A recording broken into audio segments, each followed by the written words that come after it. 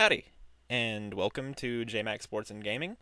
This is my Daytona preview, and it's pretty much the easiest one of the year because, due to restrictor plates and such, you don't really know what's going to happen. So, any predictions are basically just spitballs. It's educated guesses and throwing whatever you can at the wall and seeing if it sticks.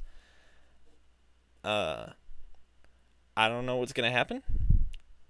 I assume it's probably going to be a lot like the duels and the trucks and the nationwide race, where the start is going to be filled with it might be a little dicey early, but I imagine it'll get straightened out pretty quickly, and we're probably going to see some single file stuff early and often until about the halfway point. And I know NASCAR fans are going to hate that. They're going to whine about it on to whoever they can because the internet has a massive audience and they can be heard, and they're going to make themselves heard, and it's going to be silly because as a driver I would not care about what happens at lap 40.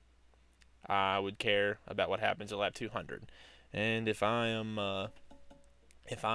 3 wide and wrecking before I've even crossed the quarter point of the race, then I haven't done my job.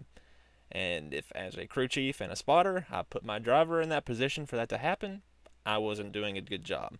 So I imagine things to be pretty tame for at least the first half of the race, and probably longer, considering with this new package, you can make up some ground on the guys in front of you. You can suck up pretty well.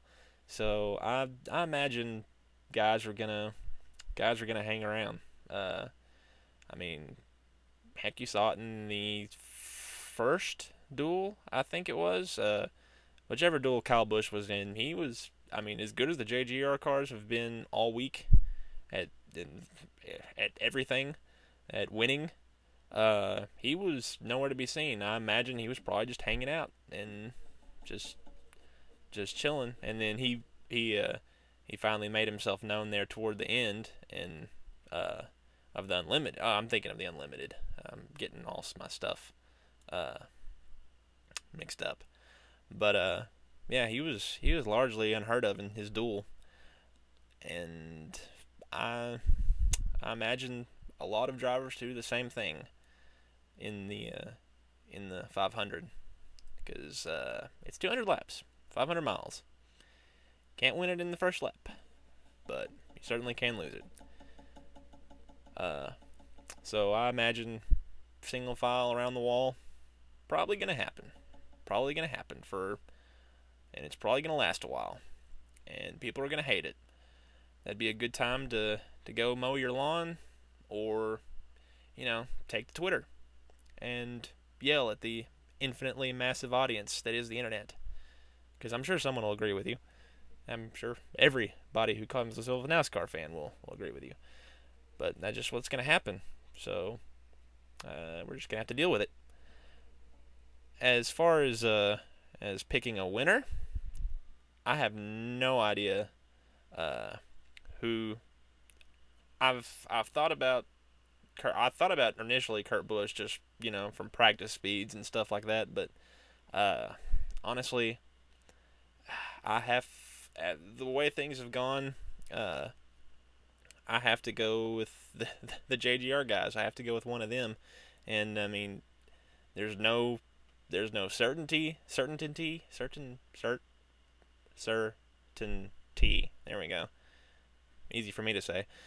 There's no certainty that they'll be as good as they've been all year. They could be irrelevant. They could blow their engines like they did last year, or they could dominate the race and win it. And it doesn't. Even if they do dominate it, the ends are so crazy. The way anything, and I have to say the finishes to these races have been both awesome and surprisingly tame, because nobody's done anything really stupid and wrecked. I mean, the only wreck we've had was in the second duel, and that was because, well, not the only wreck, but the only wreck coming to the line was Jimmy Johnson running out of fuel and getting run over because your car kind of slows down when you run out of fuel. Obvious statement is obvious. Uh, and the only other real wreck at the finish was in the nationwide race when Dale Jr. kind of stopped paying attention to the road and ran over Kyle Larson. But uh, other than that, guys have been pretty smart and have been pretty skillful at crossing the line. So I imagine we'll have a big wreck. I mean, I wouldn't bet against uh, something like Clint Boyer crossing the finish line on his roof, which happened in 2008, I guess, is when it was. But I think we're gonna have a good finish. I think these guys are gonna make it across. I think they're gonna be smart, and I think Denny Hamlin's gonna pull off the sweep. I think he's gonna win all three races, the unlimited, and the one of his duel, and he's completed 2/3 of that. So I have to go with the hot hand, and that's Hamlin, who's won 3 straight races, going back to the season finale at Homestead. And well, that I guess is it. That's pretty much all I have to say about it. Uh, Hopefully this was informative. I'm sure it wasn't, but stick around. There will be other stuff on this channel for sure, and hopefully it'll get better as time goes along. Hey, I've never done this. Get off me. Unless you love this, then I don't know why I just said that. But anyway, I'm also going to finish these preview videos with me making laps in video games, because this is JMax Sports and Gaming. So here's laps around Daytona in the new NASCAR 14 game, which I'm not sure if I like it or not, but it's not terrible yet. I haven't gotten tired of it yet. So anyways, that's all I've got to say. I'll catch you on the flip side. JMac out.